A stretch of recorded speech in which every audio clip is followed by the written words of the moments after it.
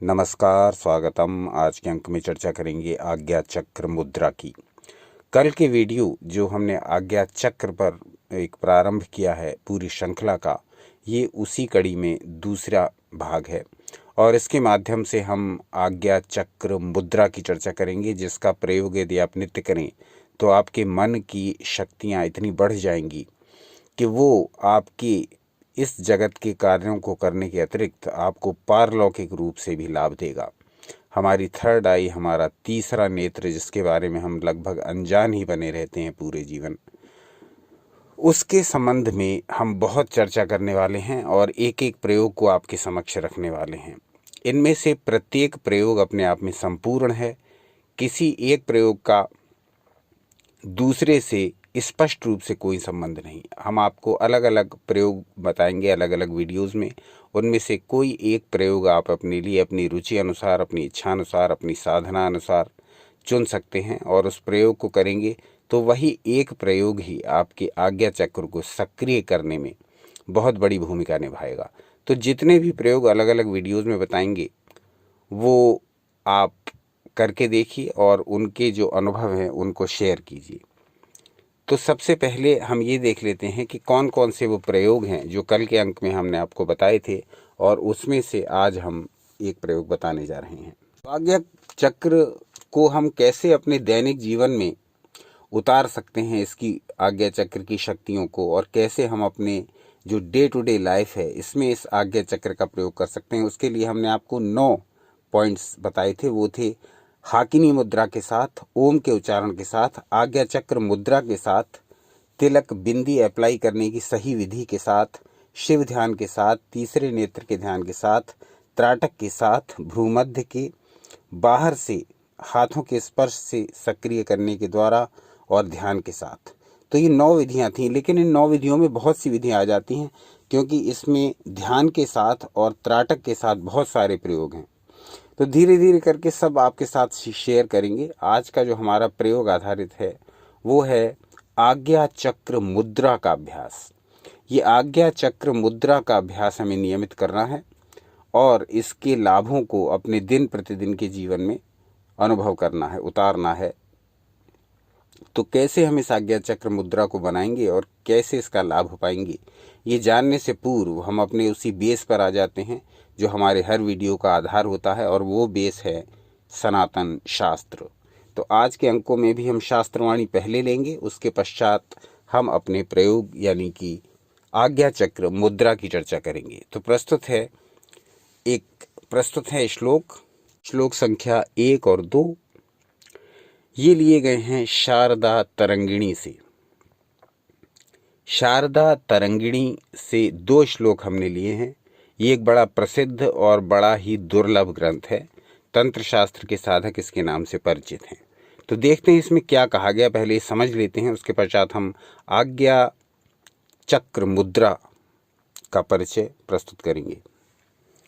तो कहा गया, मूलाधारे स्थिता भूमि स्वाधिष्ठाने जलम प्रिये मणिपुरे स्थितं तेजो हृदये वायवस्तथा विशुद्धौ तु महेशाने आकाशं कमलेक्षणे आज्ञाचक्रे महेशाने मन सर्वार्थ साधनम।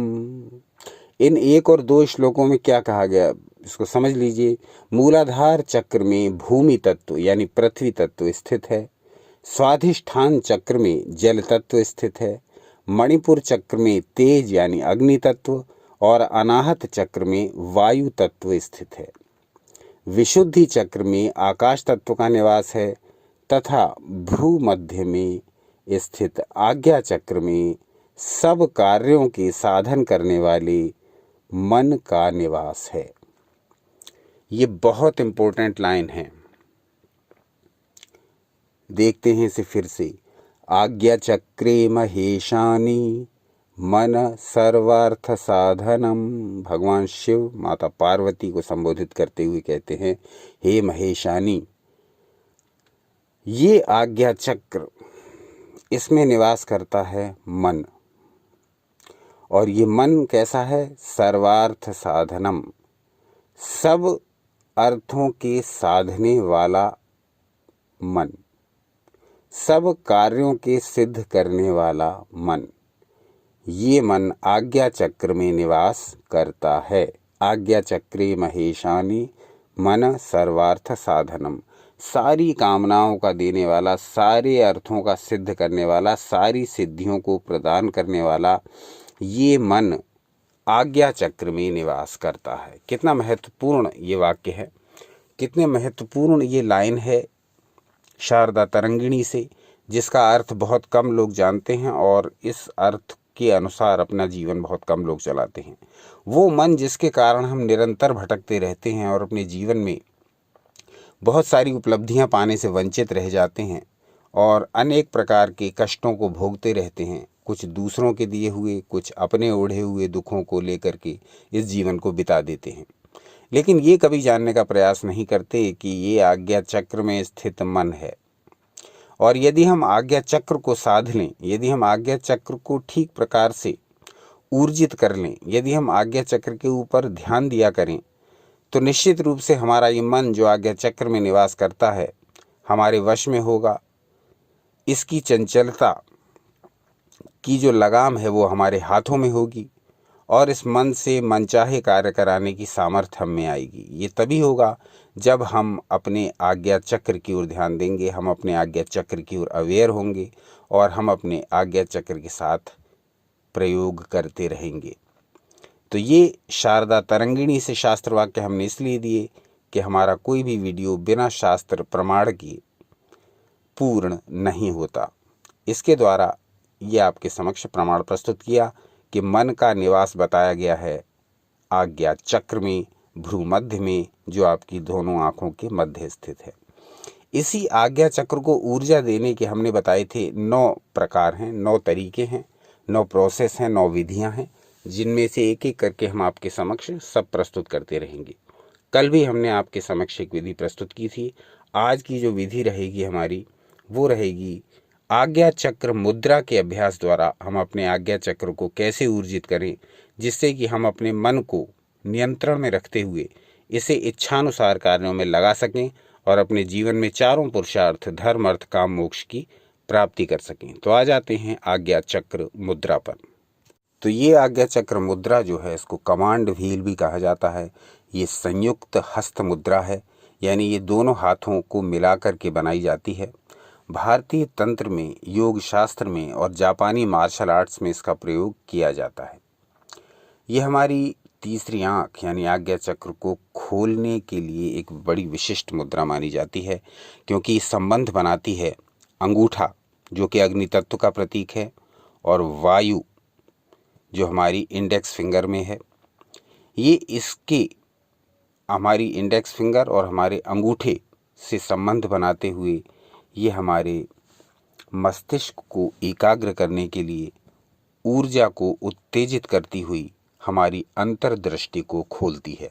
तो ऐसी है ये एक विशिष्ट आज्ञा चक्र मुद्रा जो बहुत दुर्लभ है और इसके प्रयोग करने वाले, इसके बारे में जानने वाले और इसका दैनिक जीवन में अभ्यास करने वाले भी दुर्लभ हैं।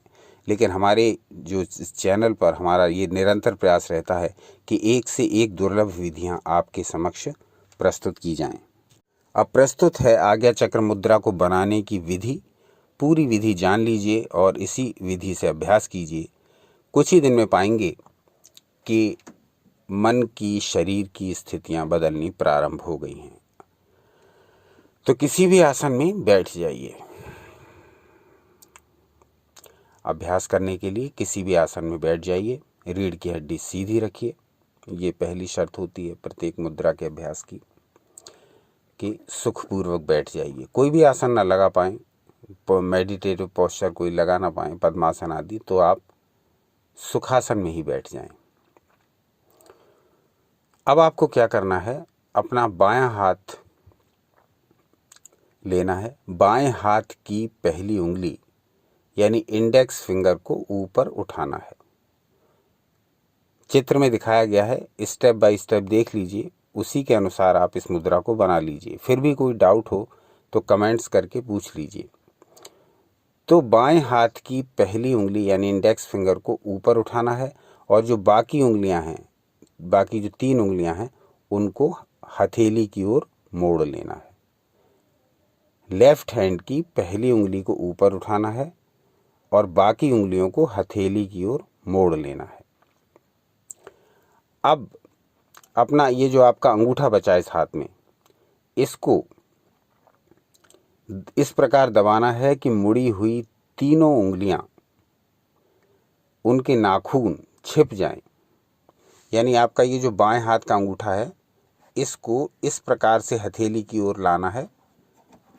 बाएं हाथ के अंगूठे को इस प्रकार से हथेली की ओर लाना है कि ये आपकी ये जो 3 उंगलियां हैं बची हुई, जो मुड़ी हुई हैं हथेली की ओर, ये इससे इनके नाखून छिप जाएं। इन तीनों उंगलियों के हथेली में बिल्कुल नीचे की ओर आ जाएं और ये जो अंगूठा है इसकी ये पोजीशन हो जाए जैसा कि चित्र में दिखाया गया है। ये आपके बाएं हाथ की स्थिति बन गई आपकी। ठीक, अभी हमने एक हाथ से इसे समझाया है जिससे कि पूरी तरह स्पष्ट समझ में आ जाए।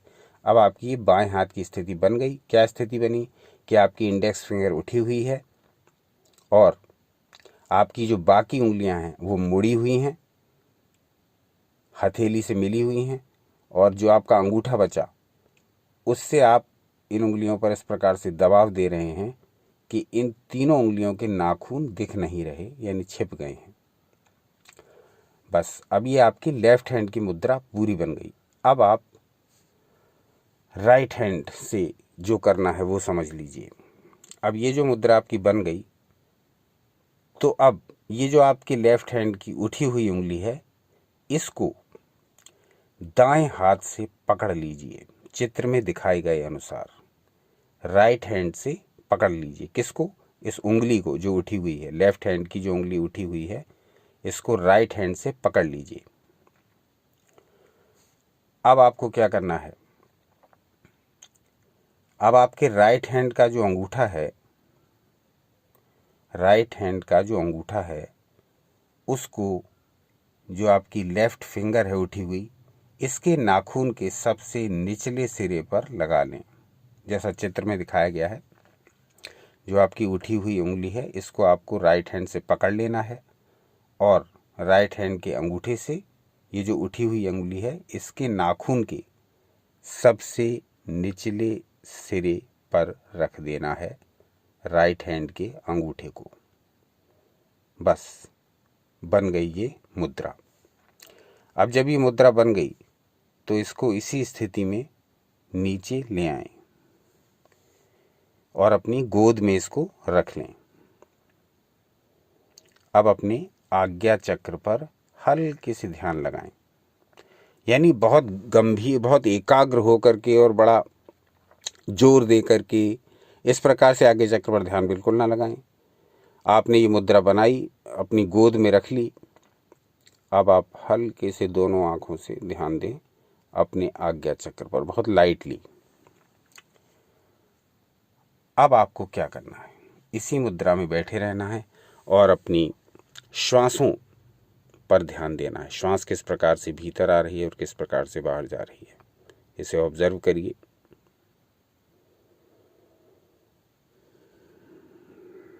कम से कम 10 बार।